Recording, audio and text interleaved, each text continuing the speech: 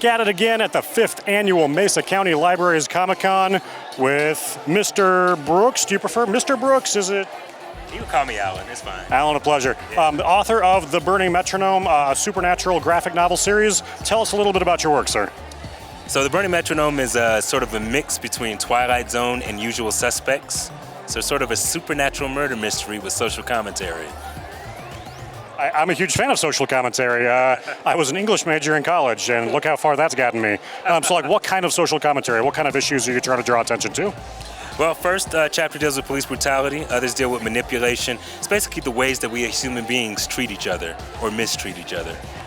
That sounds fascinating. How many issues do you have? How many collections do you have? So there's one collection of 6 issues, the first 6 issues. Then there's issue 7 and 8. The second full book is done. It's just being colored now. So soon there'll be the second volume. That sounds very cool. What brought you out to Mesa County Libraries Comic-Con from the Denver area? Well, I was invited. And I've never been to Grand Junction, so I really want to check it out. And this seems like a very cool con. I'm glad that you guys do this. It's good to be loved. We're glad you're here. I think that it's pretty awesome that we're starting to get some bigger names. I'm actually really excited. I'm going to put this microphone down. I'm going to buy your book if you don't mind signing it for me. That's the right choice. We did a free soundtrack for this. It's free on YouTube. Nice. It's 45 minutes of jazzy neo soul hip hop, and then actors say lines of dialogue from the book over the music. So you can just check it out on YouTube for free. That I will. Here we are with Mary Carmen, yet another of the just incredibly talented artists on the Junktown comic book project. Mary, tell us a little bit about your contribution to the project. So I've done horror comics every single year, and I really love that kind of dark and twisted in a short amount of time. So I really did a couple comics that were horror-based, and this year I actually have a writer. He's not here yet. His name is Jorgen, but he goes by Prometheus, and we collabed on this year's contribution. So it was really good. It had fun. That's very cool. Like, of all the big names in horror comics and horror fiction over the years, who would you say is your largest influence?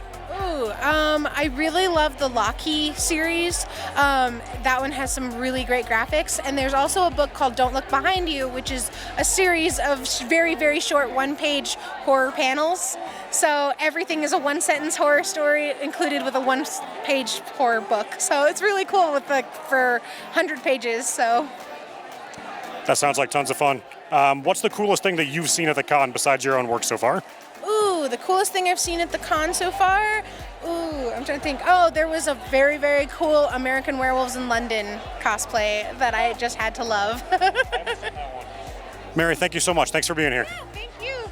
Here we are once again, Mesa County Libraries Comic-Con, 5th year in a row of amazing artistry on display. Here with Alexa, a local tattoo artist who appears to specialize in some fantasy art and things of that nature. Alexa, just tell us a little bit about your work. So I specialize in like comic book stuff. I love doing bold lines and a lot of color with my work.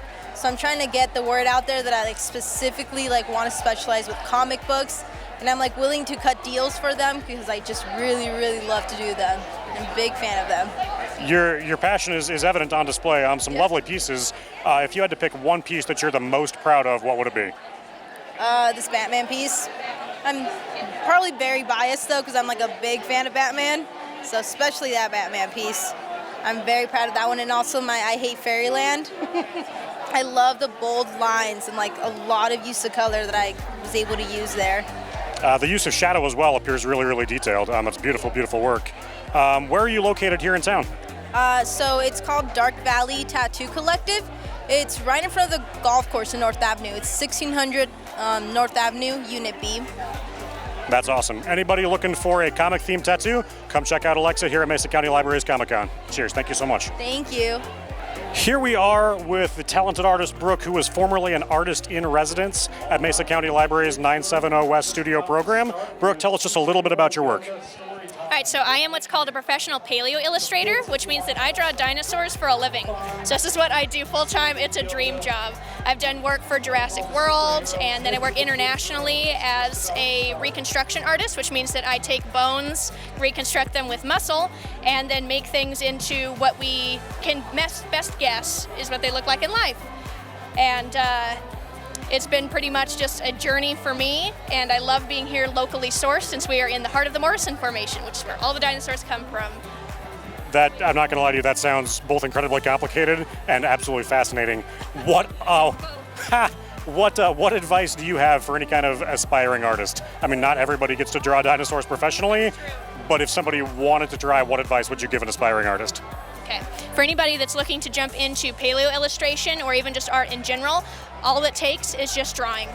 You can go ahead and jump into the degree path if you want, and you don't have to worry about having something specific. There is no degree for paleo illustration. Get a degree in art, study science on your own, or get a degree in science and study art on your own. There's always a place for you, no matter what it is that you want to work in. There is always something specific to incorporate everyone into an artistic place, and it's a great place to work. That's fantastic. Thank you so much. Have a fun day.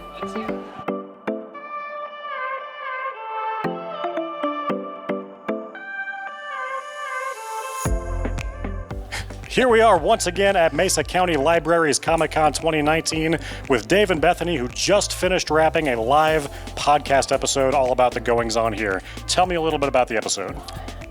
Yeah, so we had a really fun episode today. We had members of Team Awesome come in and recruit a team of superheroes to fight a challenge that we wrote. So it was a really fun podcast. We had audience participation, lots of trash talking. It was great.